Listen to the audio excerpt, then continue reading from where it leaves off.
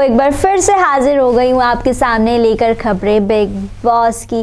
कल था शुक्रवार, तो सलमान आए थे और सलमान ने सबसे पहले टीना दत्ता को आड़े हाथों लेते हुए उन्हें उनका सच बताया।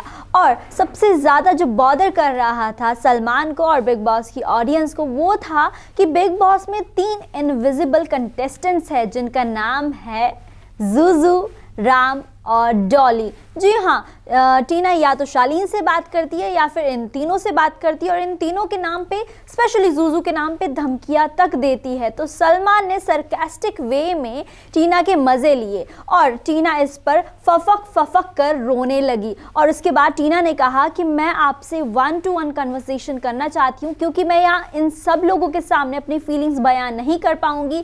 मेरे दिल में क्या चल रहा है, मेरे दिमाग में क्या चल रहा है, क्योंकि इनके सामने अपने इमोशंस को एक्सप्रेस करना वेस्टेज है। तो दोनों के बीच में 1-to-1 कन्वर्सेशन होती है और टीना, जैसा कि ये सभी लोग जानते हैं कि नॉमिनेटेड है और वो हो सकता है कि इस हफ्ते बाहर हो, क्या सकता है वो बाहर हो चुकी है और उसके पीछे का क्या रीज़न है, कैसे बाहर हुई, ये भी मैं आपको बताऊंगी। लेकिन उससे पहले लाइन टू लाइन हम बाकी की बातें कर लेते हैं। जो MC स्टैन है, मुझे ऐसा फील हो रहा है कि वो बिग बॉस के दामाद है। वो कुछ नहीं कर रहे हैं, वो एक एपिसोड में पूरे सिर्फ 3 मिनट या 4 मिनट तक नज़र आते हैं, कुछ बात नहीं करते हैं, कोई टास्क में पार्टिसिपेट नहीं करते, लेकिन फिर भी उनकी फ़ैन फॉलोइंग है जो चाहती है कि वो घर के अंदर रहे, या बिग बॉस के दामाद है जो बिग बॉस चाहते हैं कि वो घर के अंदर रहे।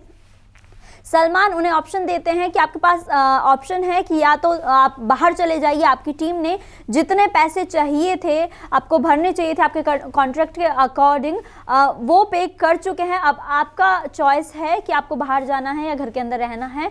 तो स्टैन बोलते हैं कि मैं बाहर जाना चाहूँगा, क्योंकि ये यहाँ पे जो चीज़ें हो रही हैं मैं उन्हें हैंडल नहीं कर पा रहा हूँ और मेरे बस की नहीं है। सलमान बहुत प्यार से बात करते हैं। अगर हम पीछे के सीजन्स देखें तो सलमान से अगर कोई भी कंटेस्टेंट ये बात कहता था कि मैं जाना चाहता हूँ, तो सलमान उन्हें सीधा मुंह जवाब नहीं देते थे और उनसे कहते थे कि आपको हमने बुलाया था, आप आए थे और अब आप जाना चाहते हैं, आपको क्या ये मजाक लग रहा है। लेकिन उनसे वो बहुत मजाकिया वे में बात कर रहे थे और सभी कंटेस्टेंट से उन्होंने सलमान ने कहा कि आप स्टैन को रोकना चाहेंगे, तो सबने हाथ उठाया और स्टैन को समझाने की कोशिश की। इसी के साथ ही टीना ने कहा था कि आप उनके बूबा की कुछ पिक्चर्स या कुछ गिफ्ट आप उनको दे दीजिए और स्टैन को वो पिक्चर्स मिल जाती है, बहुत खुश हो जाते हैं और बोलते हैं कि अब मैं गेम में वापसी करूंगा। ये तो थी कल की बातें और आज की बातें कुछ इस तरीके से है कि दो कंटेस्टेंट वाइल्ड कार्ड के तौर पर एंटर हुए घर के अंदर, एक तो विकास और दूसरी सृजिता। तो विकास ने आते ही सबको आड़े हाथों लिया था, सबको सबकी सच्चाई बताई थी। स्पेशली विकास ने टारगेट किया था टीना, शालीन और साजिद को।